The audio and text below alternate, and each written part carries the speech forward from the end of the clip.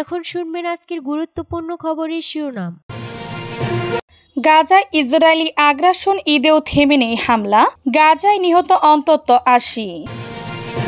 ট্রাম্পের হুমকির জবাবে যা বললেন খামেনি। মায়ানমারে মৃত্যুর সংখ্যা ২০০০ ছাড়ালো, এক সপ্তাহে জাতীয় শোক ঘোষণা। ইয়েমেনে মার্কিন হামলায় নিহত ২। সফল উৎক্ষেপণের পরপরই ভেঙে পড়ল জার্মান রকেট। ক্ষমতার ৫০ দিনে ৩১৬ বার বাইডেনের নাম নিয়েছেন ট্রাম্প, বেশিরভাগ সময় দোষারোপ করতে। ঈদেও থেমে নেই হামলা, গাজায় নিহত অন্তত ৮০।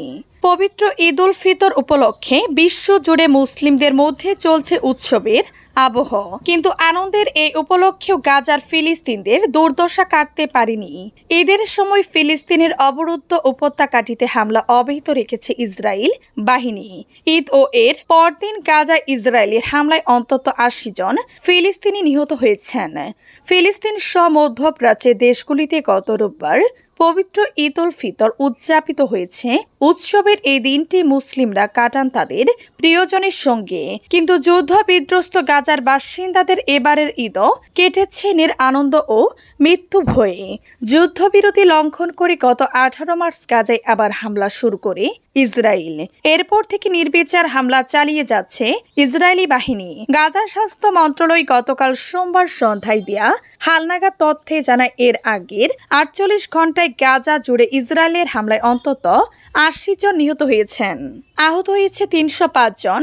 এর মধ্যে ঈদের দিন অর্থাৎ গত রোববার নিহত হয়েছে ৫৩ জন এবং আহত হয়েছেন ১৮৯ জন।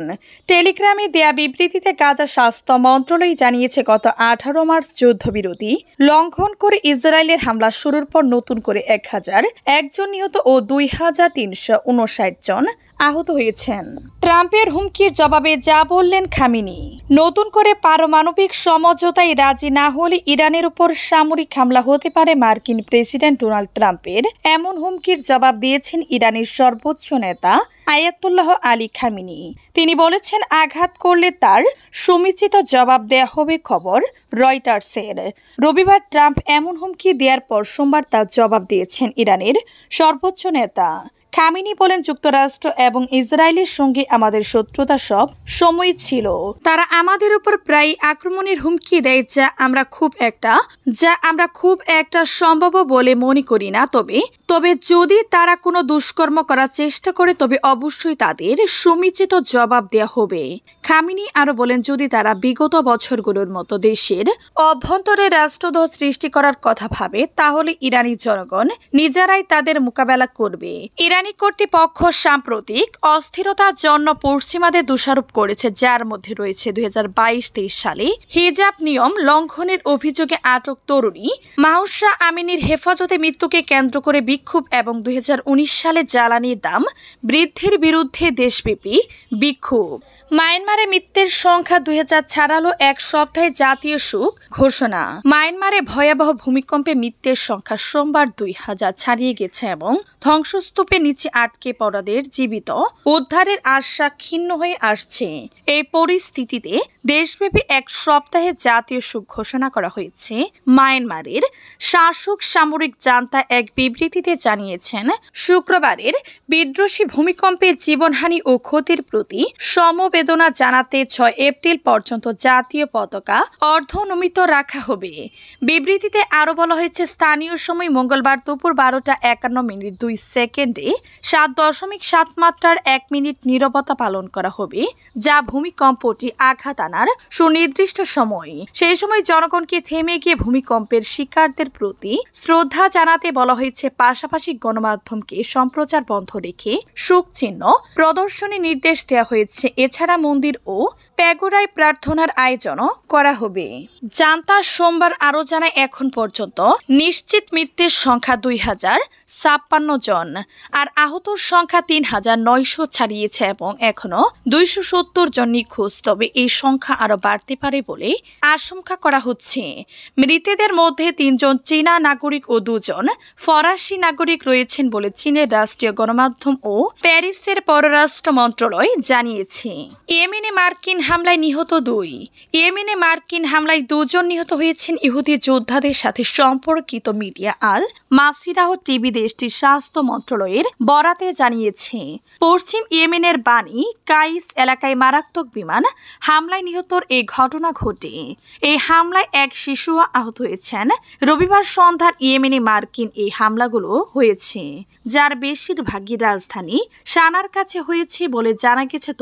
তবে হতাহতদের বিষয়ে বিশদ তথ্য দেয়া হয়নি। এর আগে ইহুদি যোদ্ধারা লোহিত সাগরে ইসরায়েল সংশ্লিষ্ট জাহাজগুলিতে পুনরায় আক্রমণ শুরুর হুমকি দিলে গত 15 মার্চ ইয়েমেনে হামলা শুরু করে মার্কিন বাহিনী। ইয়েমেনের স্বাস্থ্য মন্ত্রণালয়ের তথ্য মতে ওই হামলা শুরুর পর থেকে এখন পর্যন্ত কমপক্ষে 59 জন নিহত এবং 134 জন আহত হয়েছেন। ইয়েমেনের ইহুদি যোদ্ধারা বলেছে, গাজায় আক্রমণের শিকার ফিলিস্তিনদের সমর্থনে তারা লোহিত সাগরে হামলা চালিয়ে যাবে। উপত্যকায় হামলা বন্ধ না হলে তারা হামলা বন্ধ করবে না। সফল উৎক্ষেপণের পরপরে ভেঙে পড়ল জার্মান রকেট। উৎক্ষেপণের পরপরে ভেঙে পড়ল ইউরোপ থেকে পাঠানো প্রথম অরবিটাল রকেট।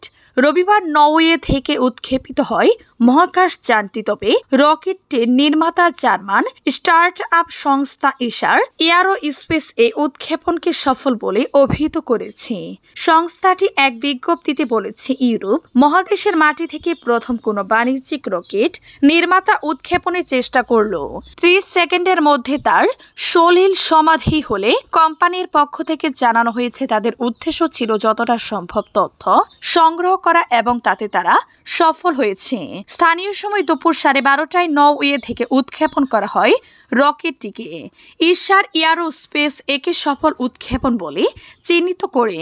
30 সেকেন্ড পরে নিয়মিত গতিতে সমুদ্রে ভেঙে পড়ে রকেটটি।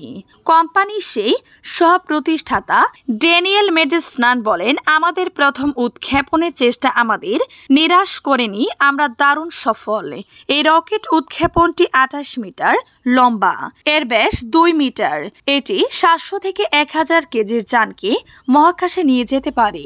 মিউনিখের ইসার এয়ারস্পেস 2018 সালে প্রতিষ্ঠিত হয়। বিশেষজ্ঞদের মতে এটি ইলন মাস্কের পিছিয়ে আছে ইউরোপের মহাকাশ গবেষণা।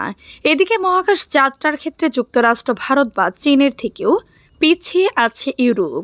জার্মান এয়ারোস্পেস ইন্ডাস্ট্রিজ অ্যাসোসিয়েশনের মেরি ক্রিস্টেন ভন হান সংবাদ সংস্থা ডিপিএকে জানান, রবিবারের এই উৎক্ষেপণ জার্মান মহাকাশ গবেষণা নিরীক্ষে খুবই গুরুত্বপূর্ণ। তিনি বলেন, জার্মানিতে নির্মিত এই রকেট উৎক্ষেপণ আমাদের অনেক তথ্য সরবরাহ করেছে। এই তথ্য আমাদের কাজে লাগবে। ইউরোপের মহাকাশ গবেষণার জন্য তিনি অন্যান্য সংস্থাকে অর্থ বিনিয়োগ করার জন্য বলেন। তিনি এও জানান, ইলন মাস্কের স্টারলিংকের বিকল্প থাকা প্রয়োজন। ক্ষমতার 50 দিনে 316 বার বাইডেনের নাম নিয়েছেন